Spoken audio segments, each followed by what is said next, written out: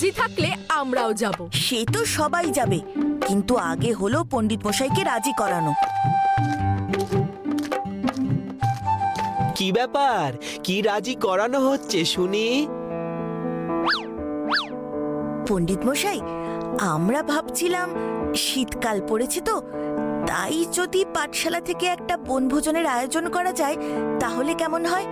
খুব দূরে কোথাও না, কাছাকাছি কোথাও। এই ধরুন সারা দিনটা থেকে তারপর বিকেল বিকেল ফিরে এলাম। তার সাথে ভালো মন্দ কিছু খাওয়া দাওয়াও করলাম। ও এই ব্যাপার, কিন্তু কাছাকাছির মধ্যে কোথায় যেতে চাস তোরা? ধরুন কোনো ক্ষেতের বা নদীর ধারে যদি যাওয়া যায় তাহলে সারাদিন খুব আনন্দ করে কাটানো যাবে। গ্রামে যাবি? তাহলে চল আমার গ্রাম পাহাড় ঢালিতে। আপনার গ্রাম মানে ওই গ্রামটা কি আপনার নিজের? দূর বোকা, আমার গ্রাম মানে আমি যে গ্রামে জন্মেছি সেই গ্রামে। সেখানে আমার নিজের চাষের জমি জায়গা আছে, ধান, সর্ষে, ভুট্টা, গম, দেখবি কত কিছু চাষ হয় সেসব জমিতে। আপনি তার মানে এই কৈলাসপুরে জন্মাননি? আমরা তো জানতাম আপনি এখানকার আদি বাসিন্দা। আরে বাবা, আমি কৈলাসপুরের আদি বাসিন্দাই। আমাদের পাহাড় ঢালি গ্রাম কি কৈলাসপুরের বাইরে নাকি? এই রাজ্যের শেষে যে ঢালি পাহাড় আছে তার কাছেই একটা গ্রাম, চারিদিকে পাহাড়ে ঘেরা, তার মাঝে আমাদের শস্য শ্যামলা গ্রাম। সেখানে আপনার বাড়ি আছে বুঝি? বাড়ি আছে একটা বটে, তবে সেই বাড়িতে এখন আর কেউ থাকে না। আমি পড়াশোনা শেখার পর কাজের খোঁজে যখন আমাদের মহারাজের সঙ্গে দেখা করি, তখন উনি আমাকে এই পাঠশালা খুলে দেন পড়ানোর জন্য। কিন্তু গ্রামে গিয়ে কি সেই মজা পাবো? তার চেয়ে কোনো জঙ্গলে চল, বেশ চারিদিকে অনেক জন্তু জানোয়ার দেখতে পাবো। তারপর যদি সেই জন্তু জানোয়াররাই আমাদের মেরে বনভোজন করে তখন? তাহলে কোনো নদীর ধারে যাওয়া যাক। না বাপু, আমি তোদের নিয়ে না জঙ্গলে যাব না নদীর ধারে। তোরা যা দুষ্টু, তারপর যদি বিপদ আপদ কিছু হয় তখন তোদের বাবা মায়েরা এসে আমাকে ধরবে। তার চেয়ে আমার গ্রামই ভালো, সেখানে সবাই আমায় চেনে জানে। আমার পক্ষে বনভোজন আয়োজন করাও সেখানে সুবিধাই হবে। তবে মুশকিল একটাই। কি মুশকিল পণ্ডিত মশাই? আমাদের গ্রামে যেতে গেলে একমাত্র গরুর গাড়ি ভরসা, অন্য কোনো যানবাহন সেখানে যায় না। কিন্তু তোদের সবাইকে নিয়ে যেতে গেলে তো অনেক গরুর গাড়ি লাগবে। এত গাড়ি কি পাওয়া যাবে? কেন পাওয়া যাবে না? আমাদের মহেশ তো আছেই, ও একটা গাড়ি টানবে, আর বাকি আরো 2-3টে গাড়ি ঠিকই জোগাড় হয়ে যাবে। বলছিস?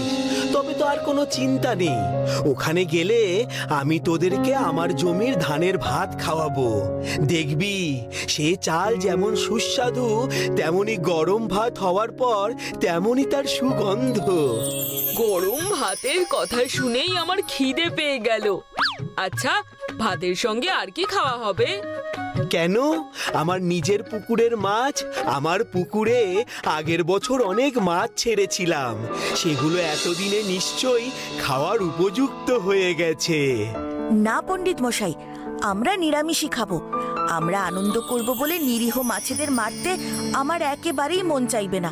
সত্যি ভোলা, তুই এমন ভাবে সকলের চিন্তা করতে পারিস বলেই ভোলানাথ অন্য কাউকে কৃপা না করে তোকে কৃপা করেন।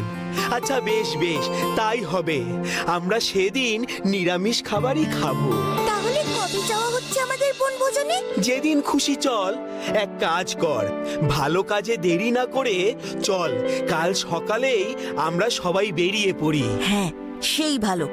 বনভোজনের কথা শোনার পর থেকে আর অপেক্ষা করা যাচ্ছে না। তাহলে ভোলা, তুই গরুর গাড়িগুলো জোগাড় করে ফেল, আমি বাকি সব আয়োজন সেরে ফেলি। কাল সকাল সকাল আমরা বেরিয়ে যাব আমার গ্রাম পাহাড় ঢালির উদ্দেশ্যে।